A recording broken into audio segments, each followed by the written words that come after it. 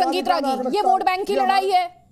देखिए बहुत साफ मामला, बहुत साफ है। ये जमीन रेलवे की थी, वहाँ पर अवैध कॉलोनी बसाई गई। 100 साल में से वहाँ पर है या 150 साल से है, मामला ये नहीं। मामला ये है कि ये ज़मीन किसकी थी। ये ज़मीन जो है वो रेलवे की थी और जिस पर एक अवैध कॉलोनी बसाई गई, उसी पर बाद में एमिनिटीज़ वगैरह डेवलप कर दिया गया। अब जाकर के रेलवे ने उस पर अपना ऑक्यूपेशन मांगा है और वो कोर्ट में गई है। कोर्ट ने कहा कि हाँ ये आपका मामला बनता है और ये कोर्ट ने कहा कि ये ज़मीन रेलवे की है। अब रेलवे अवैध बनाया गया है, इसलिए उसको डिमोलिशन के लिए, उसको हटाने के लिए, अतिक्रमण को हटाने के लिए आदेश है। अब जरा नैरेटिव देखिए कैसे बनाया जा रहा है। एक भाई साहब आते हैं और टेलीविज़न पर कहते हैं कि ये इजराइल का मामला जैसा दिख रहा है, यानी कि वो कह रहे हैं कि जिन लोगों को हटाया जा रहा है वो चूँकि मुस्लिम बहुलता उसमें है, उसमें हिंदू भी हट रहे हैं, ऐसा नहीं कि सारे के सारे वहाँ मुस्लिम ही हैं। तो जो लोग हटाए जा रहे हैं वो पैलेस्तीनी हैं, वो बाहरी हैं जिनको हटाया जा रहा है। या तो आप ये कहना चाहते हैं कि जो मुस्लिम वहाँ कर रहे हैं वो बाहरी हैं। इजराइल के अंदर पैलेस्तीन और इजराइल का संवाद तो इसी प्रकार का होता है साहब, आप यही कहना चाह रहे हैं। दूसरा व्यक्ति आकर के कह रहे हैं कि चूंकि वहाँ पर इतने दिनों से रहा है। मैं एक सवाल करता हूँ, मैं सुप्रीम कोर्ट के आगे जाकर के कल अतिक्रमण करके और बैठ जाता हूँ, या हाई कोर्ट की ज़मीन के आगे आकर के बैठ जाता हूँ, क्या हाई कोर्ट या सुप्रीम कोर्ट, चूंकि मेरे पास घर नहीं है, चूंकि मेरे पास रहने के लिए साधन नहीं है और मैं वहीं पर अपनी झोपड़ी लगा करके, क्या सुप्रीम कोर्ट इसे बर्दाश्त करेगा? दिल्ली के अंदर ऐसी हजारों कॉलोनियाँ होंगी जिसके अतिक्रमण में है। अब कल आप ये नहीं सवाल उठाएंगे कि चूंकि यहाँ पर है इसलिए वहाँ भी रहने दिया जाए। मामला बहुत साफ है कि इसे आप हिंदू मुस्लिम का एक तो मत बनाइए।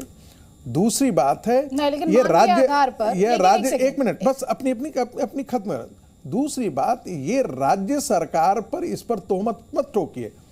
ये रेलवे की संपत्ति थी, ये रेलवे ने वहां पर कोर्ट में केस लेकर के गई है साहब, और कोर्ट के आदेश का अनुपालन करना ये राज्य सरकार की जिम्मेदारी है। ठीक है सर, उस बारे में मैंने पहले भी ये पॉइंट उठाया था। अब आपको 2 काउंटर मिल रहे हैं, सुनिए। पहले सुजाता पॉल और उसके बाद हाजिर खान। पहले सुजाता पॉल। लेकिन सुजाता जी जब बोलिएगा तो 10 मस्जिद, 4 मंदिर, 11 अस्पताल।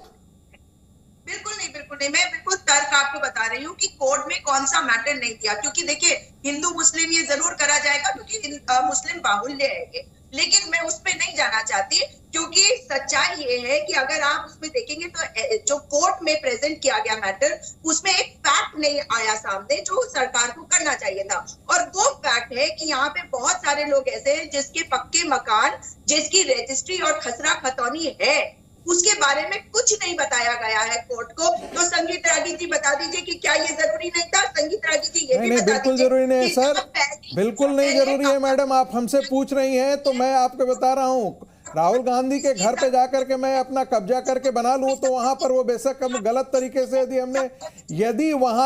यदि लोकल एडमिनिस्ट्रेशन आपको ऐसे आपको नज़ारे पश्चिम बंगाल के अंदर मिल जाएंगे, ऐसे नज़ारे आपको पुरुलिया के अंदर मिल जाएंगे, ऐसे नज़ारे आपको बिहार के अंदर और आसाम के अंदर मिल जाएंगे, जिसमें 50 साल से लोग अवैध तरीके से रह करके पक्के मकान बना चुके हैं, उनका रजिस्ट्री भी हो चुका है, लेकिन वो गलत है, वो अतिक्रमण का मामला है। आपको जानकारी नहीं है, आपको बिल्कुल जानकारी नहीं है। किसी सरकारी जमीन पर अवैध तरीके से अतिक्रमण करके यदि आप वहां पर मकान बना लेते हैं तो उसे तोड़ा जाना चाहिए, चाहे कुछ भी हो। ये चूंकि आपका दर्द इसलिए करा रहा है क्योंकि वो आपकी मुस्लिम परस्ती आपको कराने के लिए मजबूर कर रही है, आपकी मुस्लिम परस्ती आपको कराने के लिए मजबूर कर रही है। आपने सवाल क्या किया कि वो मुस्लिम बहुल क्षेत्र है इसलिए, यानी हिंदू बहुल क्षेत्र होता और तब अतिक्रमण हटाया जाता, तब आपको परेशानी नहीं थी। हिंदू के हो, मुसलमान के, सिख के, ईसाई के बच्चे तो बच्चे हैं। अरे छोड़िए, आपकी पार्टी ने तो इस देश का नरक कर दिया है। चलिए ठीक है, एक कमेंट यहाँ पे हाजिर खान का, एक सेकंड सर। ठीक है पार्टी ने किया है, ठीक है, ये आपका आरोप है सर। अभी पंडित नेहरू को छोड़ देते हैं, अभी पंडित नेहरू को छोड़ देते हैं, 2023 की बात कर लेते हैं। हाजिर खान जल्दी से आपका काउंटर, उसके बाद कलीमुल हफीज। देखिए मैडम, ये संगीत रागी जी जो है सिख को हिंदू मुसलमान में कन्वर्ट, मैंने किसी भी अभी तो इजराइल आप लेकर आए थे सर। एक सेकंड प्लीज सर, प्लीज संगीत रागी जी प्लीज। मैं ये कहना चाह हाजिद रहा खान, हूं अब इजराइल की बात कौन कर रहा था? हमारे देश को जो भी कर रहा है वो गलत कर रहा है। हाँ, तो आप माफी मांगिए देश फिर। के नागरिक, चाहे आपसे वो गलती हिंदू का हुई, हो, माफी मांगिए, गलती हुई आपसे। हमारे देश के हिंदू का हो बकार, मुसलमान का हो, किसी भी मजहब के मानने नहीं, तो वाले का इजराइल हो, क्यों याद आया था? वो हम नहीं करते हिंदू मुसलमान। नहीं, हम हाजी देश खान, के आपको इजराइल क्यों याद आया? तो मैं आपसे ये जानना चाह रही हूँ। राष्ट्र का नागरिक हिंदुस्तानी है और हिंदुस्तान। अरे तो ये आप भूल गए थे ना अभी कुछ मिनट पहले सर। मैंने कोई मुसलमान, आप गलत कह रही हैं। मैं गलत कह रही हूँ, अभी टेप में आपको वापस सुनवाऊं? मैंने ये कहा, मैं वापस सुनवाऊं? आपने क्या कहा था? मुसलमान हो, जिस पर मैंने आपत्ति दर्ज कराई थी, इजराइल का जिक्र किसने किया था?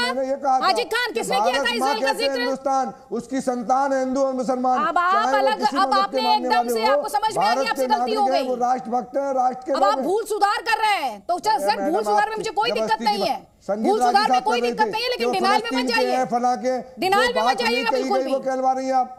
हमने नहीं कहा कि फलस्तीन के, हम ये कह रहे हैं वहां रहने वाले आपने इजराइल कहा, हिंदुस्तानियों, आपने इजराइल कहा, आपने फलस्तीन नहीं कहा था, आपने पैलेस्टाइन नहीं कहा, आपने इजराइल कहा था। फलस्तीन की तरह जिस पर मैंने आपत्ति दर्ज कराई थी। फलस्तीन में लोगों के घर तोड़े जाते हैं, वैसा मत करो, ये कहा मैंने। जो कहा फलस्तीनी है वो, आप कैसी बात करती हैं? अच्छा, मैं बात करती हूँ इजराइल का जिक्र किसने किया था? इस डिबेट में कितने पैनलिस्ट बैठे हुए हैं और करोड़ों दर्शक आपको टीवी पर देख रहे होंगे। कम से कम जो बात करते हैं सोच समझकर तो कीजिए, सोच समझकर बात किया कीजिए। कलीमुल हफीज, देखिए, भारतीय जनता पार्टी का जो प्रवक्ता कह रहे हैं कि ये देन कांग्रेस की, इससे मैं एग्री करता हूं, क्योंकि ये सेम हरकत इन्होंने आसाम में भी की है, लेकिन ये जो जख्म कांग्रेस ने दिए हैं उस जख्म को जुल्म में और उसे काट पीटने का काम भारतीय जनता पार्टी कर रही है। आप मुझे ये बताइए, भारतीय जनता पार्टी के दो नारे हैं। एक तो नारा यह था कि 2022 में हम सबको पक्का मकान देंगे, दूसरा अभी हालिया नारा दिया है जहां झुग्गी वही मकान। तो आप मुझे बताइए किसके लिए नारा है? ये भारतवासियों के लिए नारा है? तो अगर भारतवासियों के लिए नारा है तो अगर मैं मान भी लेता हूं कि वो जमीन रेलवे की भी है, जबकि टेक्निकली है नहीं वो, तब भी आप अपने भारतवासियों को इतने निर्दयी कैसे हो गए, कठोर कैसे हो गए आप, जालिम हो गए आप। और ये सच बात है कि इजराइल जिस तरह से जुल्म करता है, इसी तरीके से भारतीय जनता पार्टी मुझसे करिएगा तथ्यों पर बात, जुल्म कर रही है। मुझसे बात करनी है तो तथ्य पर करिएगा। ये बताइए मुझे, टेक्निकली और नॉन टेक्निकली ये कौन डिसाइड करता है इस देश में?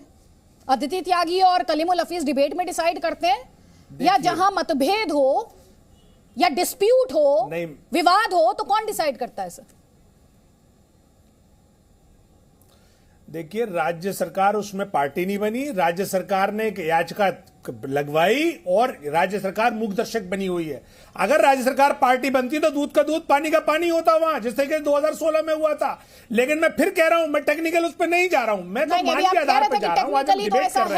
हमें भारतवासी है, भारतवासियों के लिए डिबेट को हैंडल करने दीजिए, सुप्रीम कोर्ट हैंडल करेगा। मैं ये पूछ रहा हूं, नहीं सुप्रीम कोर्ट हैंडल करेगा इसे। आप लोग सियासत करने से पहले ये समझा कीजिए कि सियासत का आधार जिस बात को आप बना रहे हो किस पर बना रहे हैं, सियासत किस पर खड़ी कर रहे हैं कलीमुल हफीज, ये तो सोचना पड़ेगा ना। आदित्य जी, मुझे आप ये बताइए, नहीं मुझे ये आदित्य जी मेरे एक सवाल का जवाब दीजिए। हाँ, आप जब मोदी जी ने 1739 कॉलोनियां दिल्ली में रेगुलाइज की, तो वो रेगुलाइज, जाहिर बात है वो जख्म भी कांग्रेस का ही था। शीला दीक्षित 3 मरतबा से लटकाई हुई थी, आखिरकार उसका बिल पास करा नरेंद्र मोदी ने। अजय आलोक जी, जो पॉइंट थोड़ी देर पहले मैंने उठाया था कि जब इलीगल कॉलोनीज को लीगलाइज किया जाता है, ऑथोराइज किया जाता है, तो यहां पर जो पार्टियां इस मसले को उठा रही हैं, इस मामले को उठा रही हैं, वो यही कह रही हैं इसे लीगलाइज या ऑथोराइज क्यों नहीं किया जा सकता?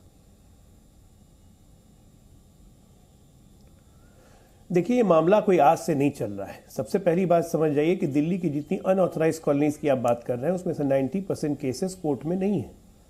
ये वाला मुद्दा जो है, जिस जमीन की हम बात कर रहे हैं हल्द्वानी में, ये कोर्ट में आज से ये लंबित नहीं है, बहुत दिनों से लंबित है। कोई 2016 में टेक्निकल स्टे नहीं मिला था। ये जो बार बार बोल रहे हैं कि टेक्निकली वो जमीन उनकी नहीं है, तो टेक्निकली डबल बेंच ने फैसला दिया था कि टेक्निकली जमीन रेलवे की। कोर्ट से भी ऊपर है। मैं आपको बता दूं, अभी मैंने जो यहाँ के एक मिनट सुनिए, बीच में मत बोलिए ना, बीच में मत बोलिए, फायदा नहीं है। आलोक जी, सूर्य प्रताप सिंह जी ने, एक मिनट सुनिए, अरे सुनिए ना, एक सेकंड अरे भैया आप जाके पता करिएगा ना वहाँ पर। नहीं, एक सेकंड कलीमुल हफीज, गलत क्यों बोल रहे हैं? अरे एक सेकंड, उनकी बात पूरी हो जाने दीजिए, गलत बोलने दीजिए, आप सही बोल लीजिए। गलत नहीं बोल रहा, गलत आप बोल रहे हैं। गलत बोलने दीजिए, आप सही बोल लीजिएगा, मैं वापस आपको मंच दे दूंगी।